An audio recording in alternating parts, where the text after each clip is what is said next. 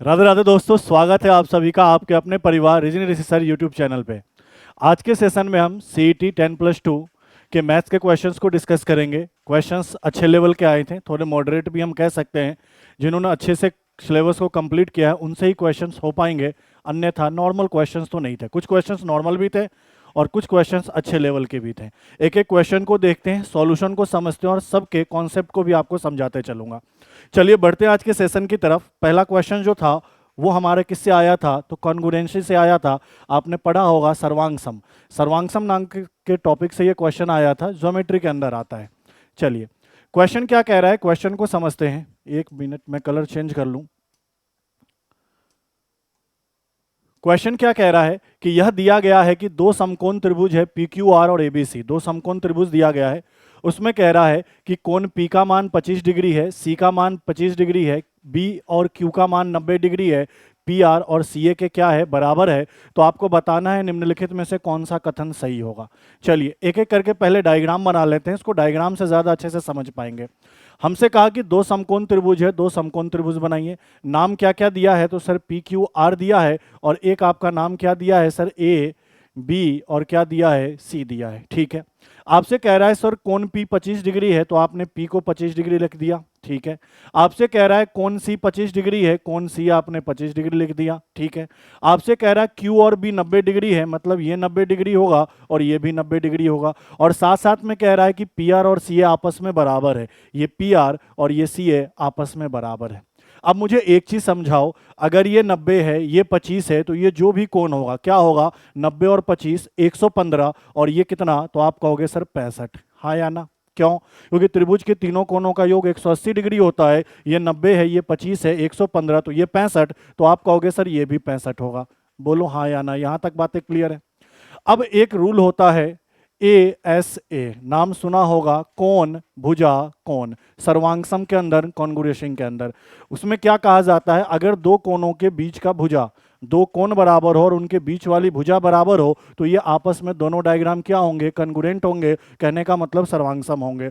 तो मुझे बताओ, ये 25 डिग्री, यहां भी कोण 25 डिग्री, यहां 65 डिग्री, यहां भी 65 डिग्री, मतलब इन दोनों के कोण का भुजा, इन दोनों के कोण के बीच का भुजा, इन दोनों के कोण के बीच का भुजा, ए एस ए लागू हो रहा है। मतलब दोनों ही डायग्राम आपस में क्या है, सर्वांगसम है।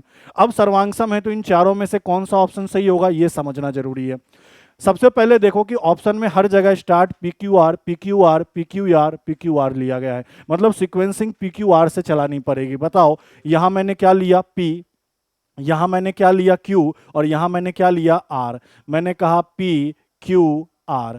अगर ये सर्वांगसम है, क्योंकि मैंने पॉइंट इस पॉइंट से शुरू किया है, ध्यान देना, मैंने इस वर्टेक्स से शुरू किया है, तो यहां भी इस वर्टेक्स से शुरू करना पड़ेगा। कैसे? ये P 25 डिग्री था, तो 25 डिग्री से स्टार्ट करो। 25 डिग्री पे कौन सा है, C, उसके बाद कौन सा है सीक्वेंस B, इसके बाद कौन सा है A, तो आपने कहा CBA। ये वाला दोनों डायग्राम आपस में क्या होगा, सर्वांगसम, जो कि आपको ऑप्शन नंबर कौन सा दिख रहा है, बी दिख रहा है। ध्यान इस चीज का हमेशा देना, सीक्वेंसिंग मायने रखता है। पी से शुरू किया, पी क्यू आर गए, तो यहां से सी से शुरू करेंगे तो सी बी ए जाएंगे। ये चीज ध्यान देना था। तो ऑप्शन कौन सा सही होगा, ऑप्शन नंबर बी। चलिए बढ़ते अगले क्वेश्चन पे। क्वेश्चन नंबर दूसरा देखो, त्रिकोणमिति का क्वेश्चन है। इससे आपको बेसिक्स त्रिकोणमिति अनुपात पता होना चाहिए, काम चल जाएगा। देखो ये कॉसेक थीटा दिया है, कॉसेक किसका उल्टा होता है, साइन का। साइन थीटा क्या होता है, तो आप कहोगे सर लंब बटा कर्ण। तो कॉसेक क्या होगा, तो आप कहोगे सर कर्ण बटा क्या, लंब। बोलो हाँ या ना। तो आपने कहा सर कर्ण कितना है, एच है, सॉरी कर्ण कितना है, एक्स है, और लंब कितना है, वाई है। यहां तक बातें क्लियर हो गई। मतलब आपको कर्ण पता चल गया, लंब पता चल गया। क्या मैं यहां से आपसे आधार पूछूं, तो आप यही तो कहोगे, कर्ण का स्क्वायर माइनस क्या, लंब का स्क्वायर। ये मेरा आधार भी आ गया। एच पता चल गया, पी पता चल गया, बी पता चल गया। अब इस वाले को मुझे क्या करना है, सॉल्व करना है। देखो समझना इसको सॉल्व करने का तरीका। ऊपर में मेरे पास क्या है, √3 कॉट थीटा है। ठीक है, कॉट थीटा, और प्लस क्या है सर, एक है, लिख दो। नीचे में मेरे पास tan थीटा प्लस √3 है, तो क्या मैं tan को लिख सकता हूं 1/cot थीटा, आप बोलोगे हाँ, और प्लस √3 रहने दो। ठीक है, एक स्टेप और आगे बढ़ाओ, ऊपर वाले वैल्यू को एज इट इज रहने दो, √3 इंटू कॉट थीटा प्लस क्या सर, एक। अब इसको अगर मैं सरल करूंगा तो क्या, एक प्लस √3 कॉट थीटा, और नीचे में क्या आ जाएगा, कॉट थीटा आ जाएगा।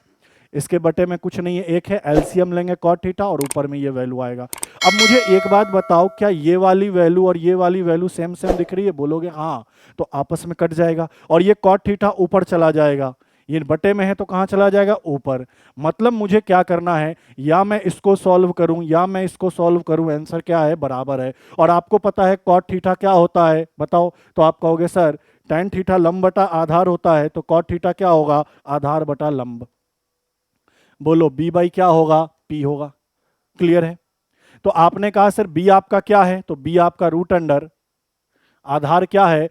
x root under x square minus y square, और p क्या है? कहने का मतलब लंब क्या है? तो आपने कहा सर y है।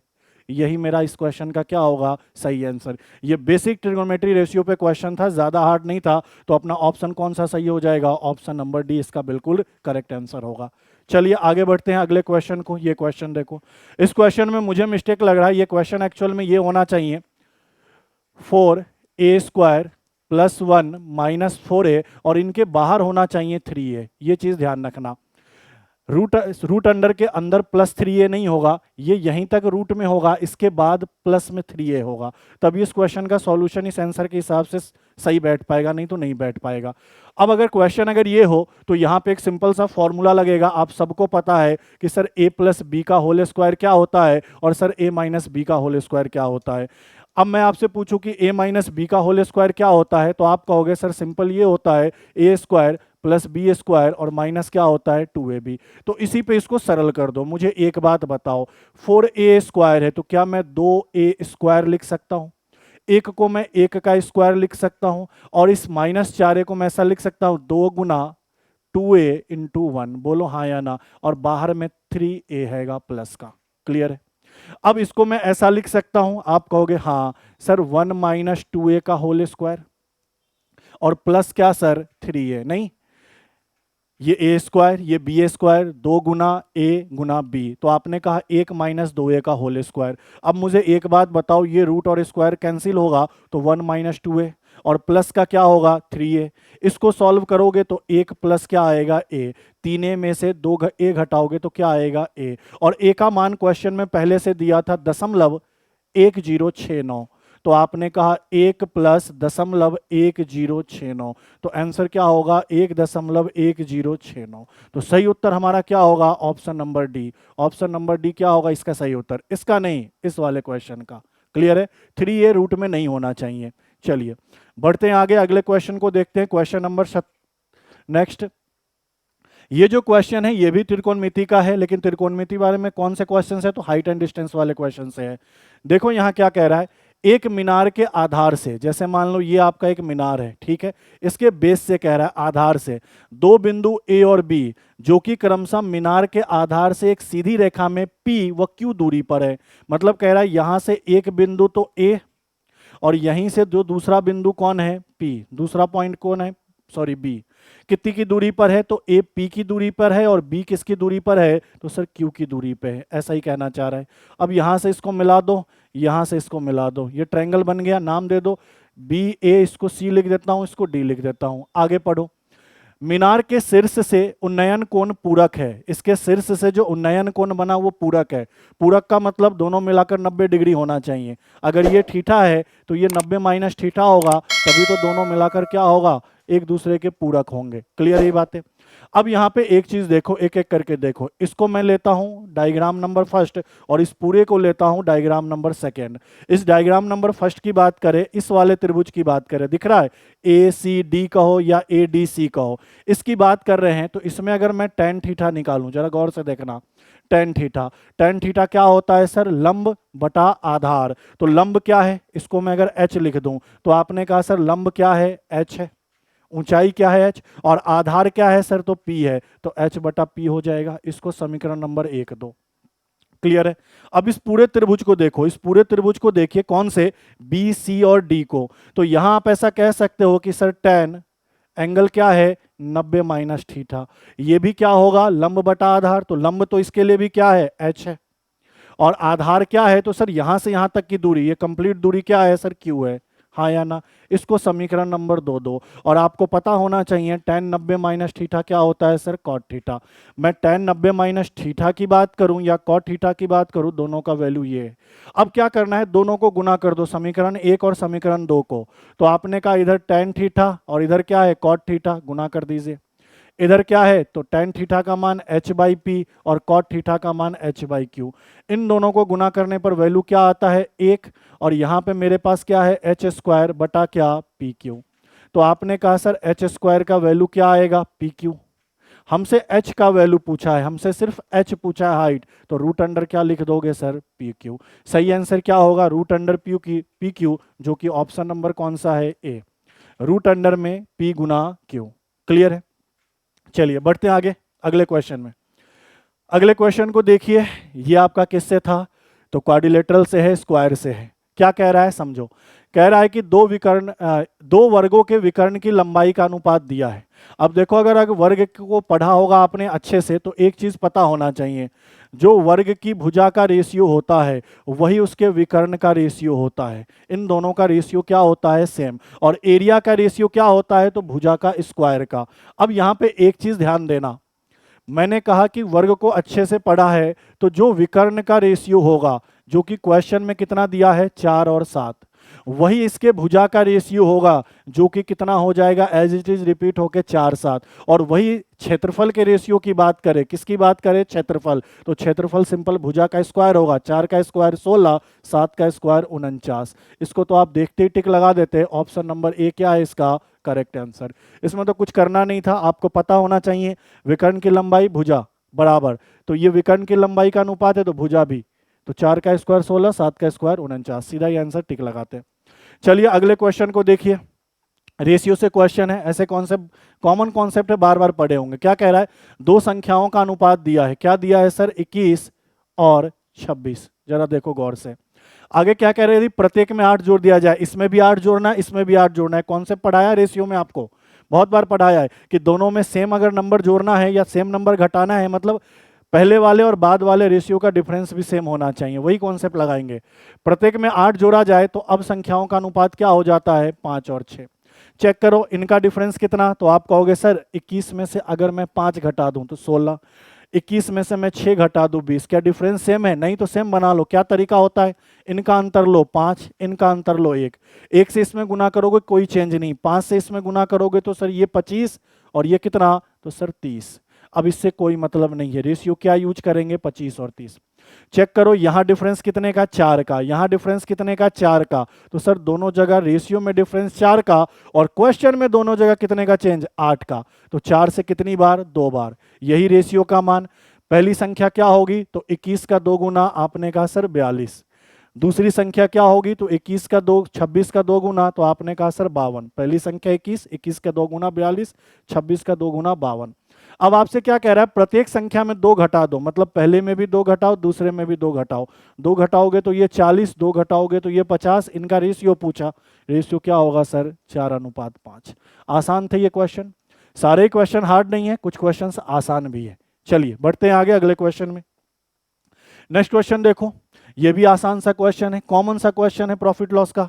क्या कह रहा है, 6 वस्तुओं को 6 रुपए में खरीदा, 6 वस्तुओं का सीपी 5 रुपया दिया है, लिखने एक शॉर्टकट ये होता है तरीका। फिर क्या कह रहा है, 6 रुपए में 4 वस्तुओं को बेचा, 4 वस्तुओं को कितने में बेचा 6 रुपए में बेचा। शॉर्टकट क्या होता है, क्रॉस मल्टीप्लाई कर लो, ठीक है। 5 में 4 का गुना 20, ये आपका सीपी हो जाएगा। इनको गुना कर लो 36, ये आपका एसपी हो जाएगा। बताओ 20 का सीपी है, 36 का एसपी है, तो कितना का प्रॉफिट हो रहा है 16 का। कितने में 20 में, गुना किसका 100 का, 20 से कितनी बार 5 और 16 पंचे 80, 80% का क्या होगा प्रॉफिट, जो कि ऑप्शन नंबर कौन सा है सी। क्लियर है, इसके बहुत सारे तरीके होते हैं, शॉर्टकट यही होता है। चलिए आगे बढ़ते हैं, लाभ प्रतिशत निकाल चुके हैं। अब इस वाले क्वेश्चन को देखो, ये जो क्वेश्चन है इसमें आपको ज्योमेट्री का, कहने का मतलब आपको क्वाड्रिलेटरल के बारे में पता होना चाहिए, और साथ कोऑर्डिनेट ज्योमेट्री के बारे में पता होना चाहिए। एक फॉर्मूला होता है कि दो बिंदुओं की बीच की दूरी ज्ञात करने का।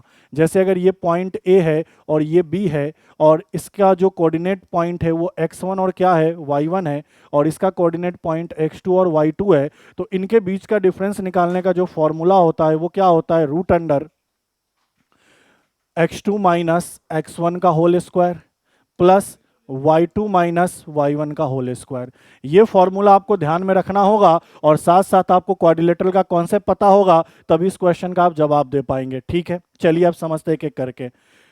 कह रहा है कि एक चतुर्भुज है, कौन सा चतुर्भुज है ये पता नहीं, 4 पॉइंट है तो 4 वर्टेक्स लेना है ना। देखो 4 पॉइंट कौन कौन से 4 बिंदु लेने हैं ये, और 4 पॉइंट से अगर मैं डायग्राम ड्रॉ करूंगा तो ये क्वाड्रिलेटरल ही बनेगा। पॉइंट ए कितना लेना है, जैसे ये वर्टेक्स ए है, इसको कितना लेना है तो सर 13 और 18 लेना है। ठीक है, ये पॉइंट अगर बी लूं तो इसको कितना लेना है, तो आपने कहा सर -5 और 10 लेना है। अगर ये पॉइंट सी लूं, वर्टेक्स सी लूं, तो आप क्या कहोगे, ये कितना लेना है, इसका कोऑर्डिनेट -13 और -8, और इसका कोऑर्डिनेट क्या लेना है, डी का 5 और 0। हाँ या ना, ये कोऑर्डिनेट हो गया। अब मुझे साबित करना है कि ये ट्रेपेजियम है, रोम्बस है, स्क्वायर है, रेक्टेंगल है, या क्वेश्चन को अटेम्प्ट ही नहीं कर रहे हो, ये अलग बात है, अटेम्प्ट तो करना पड़ेगा।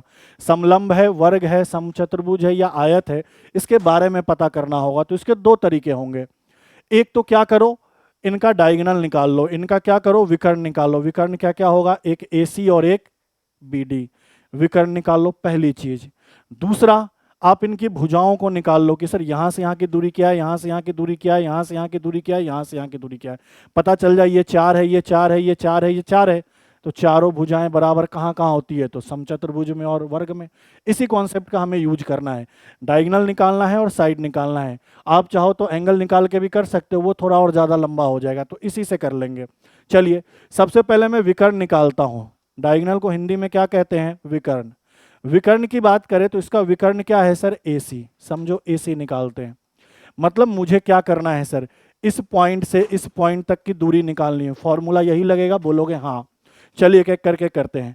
इसको मैंने लिया x2, इसको मैंने लिया x1, और ये y1, और ये क्या हो गया मेरा, तो आपने कहा x2 और y2। मैं बताओ एक चीज देखो, इसमें से इसको घटाओ, इसमें से इसको घटाओ, या इसमें से इसको घटाओ, इसमें से इसको घटाओ, कोई दिक्कत नहीं है। चलिए कर लेते हैं। 13 में से मैं -13 घटाऊंगा, तो 13 में से -13 घटाऊंगा तो आप क्या कहोगे, 13 माइनस -13 मतलब 26, 26 का स्क्वायर, प्लस 18 में से मैं -8 घटाऊंगा, 18 में -8 घटाऊंगा, 18 माइनस माइनस का 8 मतलब प्लस हो जाएगा 8, तो 18 और 8 क्या, 26 का स्क्वायर। अब इसको सॉल्व करोगे, देखो 26 का स्क्वायर 26 का स्क्वायर दोनों जगह है, तो रूट में से 26 बाहर आ जाएगा, और अंदर में क्या बचेगा, 1 और 1 2, तो 26√2। अब यहां मैं BD को निकालूं, विकर्ण दूसरा क्या है, BD है। सर एक विकर्ण ये है BD। मुझे एक बात बताओ, -5 में से 5 घटाऊं, -5 में से 5 घटाऊं, तो आप यही तो कहोगे सर -10 का स्क्वायर, प्लस यहां क्या करना है, 10 में से 0 घटाना है, 10 में से 0 घटाओगे तो कहोगे सर 10 का स्क्वायर। बताओ ये भी 10 का स्क्वायर, ये भी 10 का स्क्वायर, तो 10 तो बाहर निकल जाएगा, 1 और 1 तो √2 अंदर रह जाएगा। अब मुझे एक बात बताओ, क्या दोनों विकर्ण बराबर है, नहीं सर दोनों विकर्ण बराबर नहीं है। पहले विकर्ण चेक कर लिया, अब इसके आगे मुझे साइड चेक करना पड़ेगा। क्या चेक करना पड़ेगा, साइड। मैं यहां पे इसको रफ कर रहा हूं, इसके आगे मुझे क्या चेक करना पड़ेगा, साइड। साइड इधर चेक कर लेते हैं। अब चारों साइड भी मुझे निकालने होंगे। चलिए देखिए, साइड की बात करें, भुजा की बात करें, तो एक एक करके निकाल लो। पहले मैं AB भुजा निकालता हूं, देखो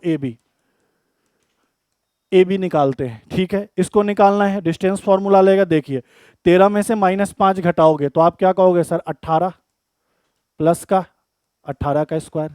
अब बताओ 18 में से 10 घटाओगे तो क्या होगा, प्लस का 8, 8 स्क्वायर। सॉल्व मत करो, यही रहने दो। AB हो गया, अब BC निकाल लो। ठीक है सर, BC निकाल लेते हैं। देखो जरा, -5 में से -13 करना है, -5 में से माइनस क्या करना है, -13, तो -5, ये माइनस माइनस प्लस, तो क्या होगा, तो आप कहोगे सर 8। हाँ या ना, -5 में से माइनस माइनस का 13 करना है, तो ये तो प्लस हो गया, मतलब 13 में से 5 घटाओगे 8, 8 का स्क्वायर। अब यहाँ 10 में से क्या करना है, -8 घटाना है, तो 10 और माइनस का 8 करोगे तो आप क्या कहोगे, प्लस का 18। क्लियर है कि 10 में से माइनस करना था माइनस का 8, तो ये प्लस हो जाएगा, तो 18। क्लियर है, BC निकाल लिया। अब हमें CD निकालना पड़ेगा, CD निकालते हैं, √अंडर। बताओ यहाँ -13 में से -5 करोगे तो आप कहोगे सर -18 का स्क्वायर। क्लियर है, प्लस यहाँ आप कहोगे -8 में से 0 माइनस करना है, तो आप कहोगे सर -8 का स्क्वायर। ये भी निकल गया। अब इनको निकालो DA को, डीए की बात करें, अब रूट अंडर में देखो क्या क्या वैल्यू है, तो बताओ 5 में से तुम 13 घटाओगे तो क्या कहोगे सर, -8 का स्क्वायर। और यहां आप 0 में से 18 घटाओगे तो क्या कहोगे, -18 का स्क्वायर। अब एक चीज गौर करो, कैलकुलेशन करने की जरूरत नहीं है, 18 square 8 square, 8 square 18 square, 18 square 8 square, 8 square 18 square, मतलब सबका वैल्यू सेम दिख रहा है तो आएगा भी सेम। तो यहां से क्या कह सकते हो, सभी भुजाएं बराबर है। कौन कौन, A B, B C, C D और डी ए।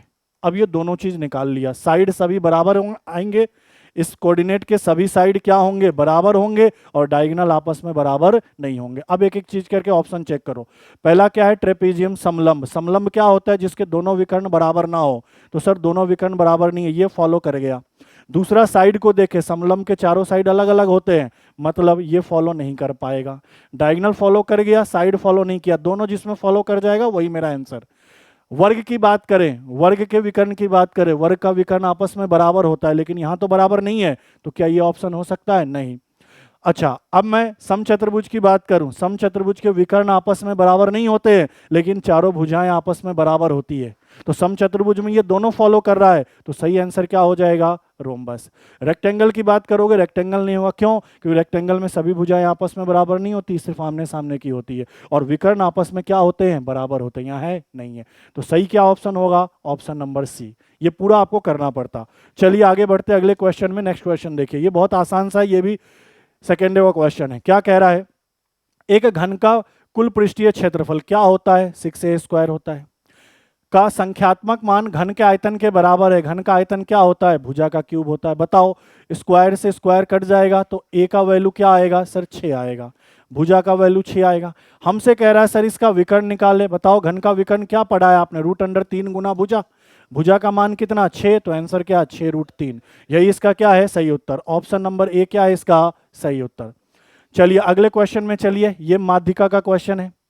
अब क्वेश्चन में देखो क्या कह रहा है, यदि संख्याएं इतना बढ़ते क्रम में है, सीक्वेंस बना के दिया है, सीक्वेंस बना के नहीं देता तो आपको पहले बढ़ते क्रम में लिखना पड़ता, सीक्वेंस बना के दिया है, तो कह रहा है इसका माध्यिका 77 है, 77 है। अब चेक करो टोटल कितने पद है, 1 2 3 4 5 6 7 8 9 10 पदों की संख्या अगर विषम है तो जो बीच वाले दो होंगे वही माध्यिका होगा। बीच वाले दो कौन से दिख रहे हैं, बीच वाले दो कौन से दिख रहे हैं सर, ये हो रहे हैं, ये माध्यिका होगा। तो माध्यिका क्या होगा, तो दोनों का योग 2x + 1 + 4x + 3 और इसका आधा, यही माध्यिका होगा। और माध्यिका का वैल्यू क्वेश्चन में कितना दिया है, 77 दिया है।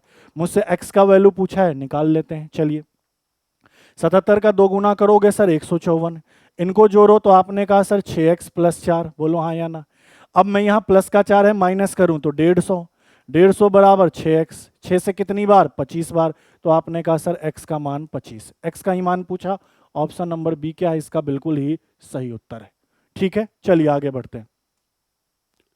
ये सीआई का क्वेश्चन है, देखो क्या क्वेश्चन कह रहा है कि किसी राशि को जब साधारण ब्याज पर दिया जाता है तो उसमें 5 वर्ष में 50% की वृद्धि होती है। आप तो बताओ 1 वर्ष में कितने की वृद्धि होगी, 10 की, यही रेट लेकर चलना है। 5 वर्ष में 50 की, तो 1 वर्ष में कितने की, 10 की, 5 से काट दिया, 10% रेट हो गया। मूलधन हमें 15,000 का दिया है और कितने वर्ष का सीआई निकालना है, 3 वर्ष का। बहुत आसान है, 15,000 है, ले लो। हर साल रेट 10% चलाना है, 15,000 का 10% कितना, 1500। फिर 1500 का 10% कितना सर, 150। 150 का 10% कितना, 15। 3 बार ही क्यों निकाला 10%, क्योंकि 3 साल का सीआई है, और 3 साल के सीआई का गोल्डन रेशियो क्या होता है, 3-3-1। पहला वैल्यू क्या है 15, तो 15 में 3 का गुना, 15 तिया 4500। दूसरा वैल्यू क्या है 150, 150 का 3 गुना 450। तीसरा वैल्यू क्या है 15, 15 का 1 गुना 15। इनको जोड़ो 5 6 9 4, 4965। ऑप्शन नंबर सी, ये बहुत आसान ये भी था। क्लियर है ये बातें, चलिए बढ़ते हैं आगे। ये वाले क्वेश्चन देखो, परसेंटेज का है, बहुत आसान सा क्वेश्चन है। क्या कह रहा है, 2000 कर्मचारी वाले कार्यालय में 20% स्नातक है, मतलब ग्रेजुएट है। देखो यहां समझो, 2000 है टोटल, इसमें से ग्रेजुएट की बात करूं तो ग्रेजुएट कितने हैं सर, 52% है, 52 है। तो मैं पूछूं कि जो ग्रेजुएट नहीं है, अदर देन ग्रेजुएट है, वो कितने होंगे, 48%, हाँ या ना। तो 2000 का 52% आप 1040 नहीं लिख सकते, 2 जीरो से 2 जीरो कैंसिल, 52 का 2 गुना कितना, 104 और 1 जीरो बैठा दो, 1040। 1040 2000 में से क्या है, ग्रेजुएट है। आगे क्या कह रहा है, 60% कर्मचारी क्या है, पुरुष है। मतलब आपसे कह रहा है इस 2000 में से, यहां ध्यान देना कि अगर मैं मेल की बात करूं तो मेल 60% है और 40% ऑटोमेटिक क्या हो जाएगी, फीमेल। तो 2000 का 60% कितना होगा, 1200। हाँ या ना, 1200। इसको और थोड़ा सही से लिख दूं मैं, कितना हो जाएगा, 1200। और 40% निकालोगे तो ऑटोमेटिक फीमेल 800 हो जाएंगी। यहां तक जो कहा कर लिया। आगे क्या कह रहा है, 50% पुरुष कर्मचारी ग्रेजुएट है। तो पुरुष कर्मचारी कितने हैं सर, 1200 है। 1200 में से 50% ऐसे हैं जो ग्रेजुएट मेल हैं। तो 1200 का 50% मतलब आधा। 1200 में से 600 पुरुष क्या है, ग्रेजुएट है, स्नातक किए हुए। तो आगे कह रहा है कि कितनी, हिंदी में तो पता नहीं चला, then how many female employ are graduate, कितनी महिला कर्मचारी ग्रेजुएट है। मुझे एक बात बताओ, टोटल ग्रेजुएट कितने हैं, 1040। 1040 में से मेल ग्रेजुएट कितने हैं, 600। तो 600 अगर इसमें से घटा दूं मेल ग्रेजुएट वाले, तो जो बचेंगे वो कौन से बचेंगे, गर्ल्स ग्रेजुएट वाले या फीमेल ग्रेजुएट वाले, जो कि कितना होगा, 440। हाँ या ना, सही उत्तर क्या होगा, ऑप्शन नंबर बी। क्लियर है ये बातें। चलिए बढ़ते हैं अगले क्वेश्चन में। अगले क्वेश्चन को देखिए, इस वाले को, ये लॉग का क्वेश्चन है। लॉग को आपने पढ़ा होगा, आपको पढ़ाया होगा कि लॉग का बेस एन है और ये एन है, तो वैल्यू हमेशा क्या होता है, 1 होता है। मान लो मैं कहूं लॉग का बेस एन है और इस एन के पावर में एक्स कर दूं, तो वैल्यू क्या होगा, एक्स गुना लॉग बेस एन और एन। कई बार ऐसा भी हो जाएगा कि मान लो इसके पावर y है और इसके पावर क्या है, x है। तो आप कहोगे सर इसके पावर x है तो बाहर आ जाएगा, इसके पावर y है तो बाहर आ जाएगा, और इधर क्या हो जाएगा, log n और n। और ध्यान देना log n बेस n और n कितना होता है, 1। पर ध्यान देना n का वैल्यू कभी भी 1 नहीं रख सकते, n का वैल्यू कभी भी 1 नहीं रख सकते। ये एक होगा तो उसका वैल्यू 1 नहीं होगा, वो नॉट डिफाइन होता है। ऐसा नहीं कि यहाँ 2 से शुरू कर सकते हो, 2 2 चल जाएगा 1, 3 3 चल जाएगा 1, ये चीज ध्यान था। चलिए अब इस क्वेश्चन को सॉल्व करना है। हमारा मेन मुद्दा क्या है कि बेस को और इसको बराबर बना ले, काम चल जाएगा। चलिए बनाते हैं। लॉग का बेस क्या है, 9 है। देखो भैया, लॉग का बेस 9 है तो क्या 9 को मैं 3 का स्क्वायर लिख सकता हूँ, बोलोगे हाँ। नंबर कितने हैं, 27 है, 27 को मैं 3 का घात 3 लिख सकता हूँ, बोलोगे हाँ। क्या कुछ ऐसा ऐसा सा दिख रहा है, बोलोगे हाँ सर। प्लस यहां बेस कितना है लॉग का, 27 है, तो 27 को मैं 3 का घात 3 लिख सकता हूं, हाँ। ये 9 है तो 9 को मैं 3 का स्क्वायर लिख सकता हूं। क्या सर ऐसा ऐसा सा दिख रहा है, बिल्कुल दिख रहा है सर, ऐसा ऐसा सा। तो यहां पावर 3 तो बाहर, यहां पावर 2 तो बाहर, अंदर में क्या, लॉग बेस भी 3 और ये 3।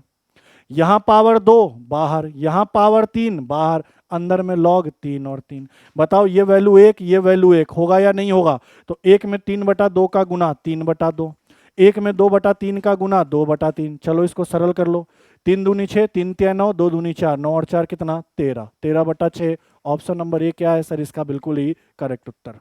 क्लियर है, बिल्कुल बेसिक क्वेश्चन था, फॉर्मूला पता होता काम चल जाता। चलिए आगे बढ़ते हैं। ये और आसान सा क्वेश्चन है ज्योमेट्री का। बेसिक चीजें पता होनी चाहिए, आपको पता होना चाहिए कि अगर ये दो पैरेलल लाइन है, ये एक तिर्यक रेखा है, तो ये कांतर कोण होता है जो कि आपस में क्या होता है, बराबर होता है। पता होगा आपको, होना चाहिए।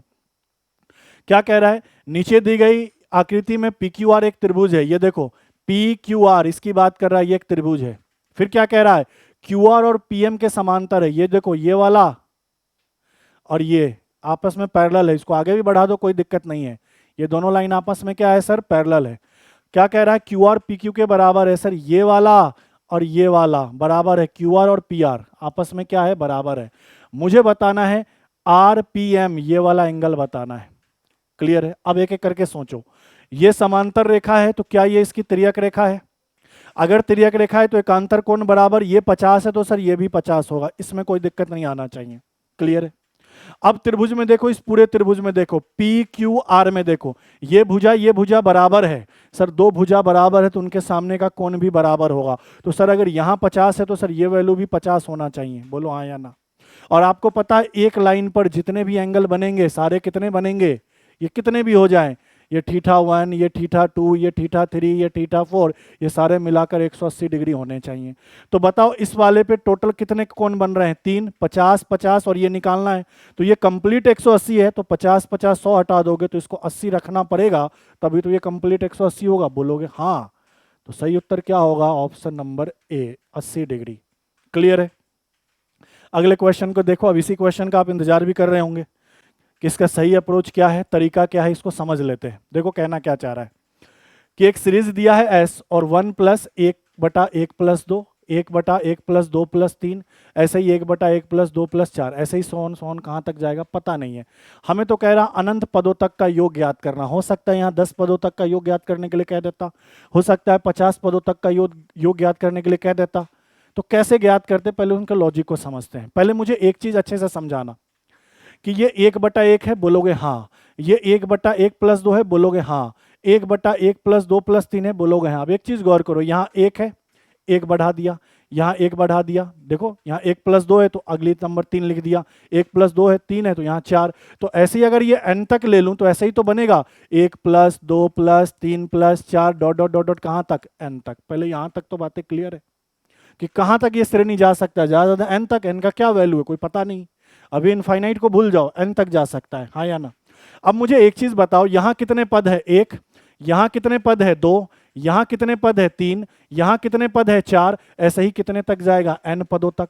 तो इसका जो जनरल फॉर्म होगा उसको हम ऐसे लिख सकते हैं, tn बराबर ऊपर में 1 और नीचे में क्या, 1 पद। यहां कितने पद, 2 पद प्लस 3 पद प्लस 4, और ये डॉट डॉट डॉट डॉट कहां तक जा सकता है सर, n तक।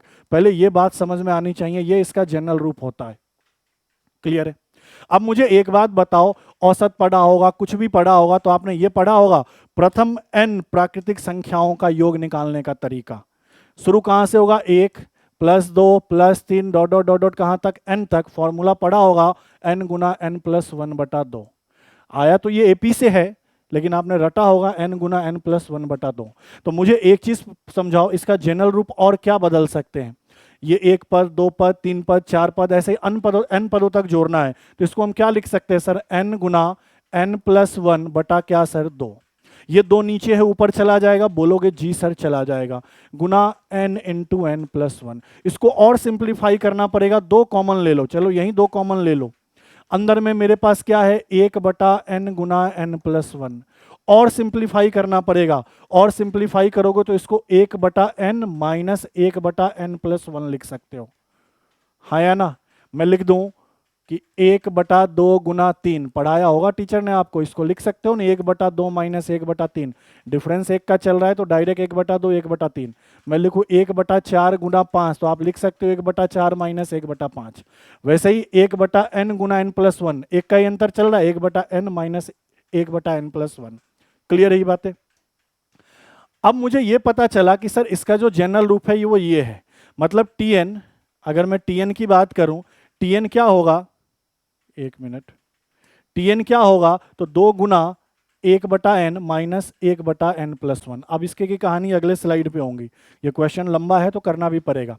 आपने कहा सर tn मैंने निकाल लिया कितना, 2 गुना 1/n माइनस 1/n+1। अब ये चीज आपको डायरेक्ट आना चाहिए, अगर आपने पढ़ा होगा तो सर ने आपको पढ़ाया होगा कि इसका जनरल फॉर्म डायरेक्ट ये होता है। ये डायरेक्ट आपको पता होता तो क्वेश्चन अभी तक कंप्लीट हो गया होता। ठीक है, अब मुझे क्या करना है, इस n की जगह एक एक करके वैल्यू डालने हैं। शुरुआत 1 से करनी है। क्यों 1 से करनी है सर, देखो यहां भी शुरुआत 1 से है।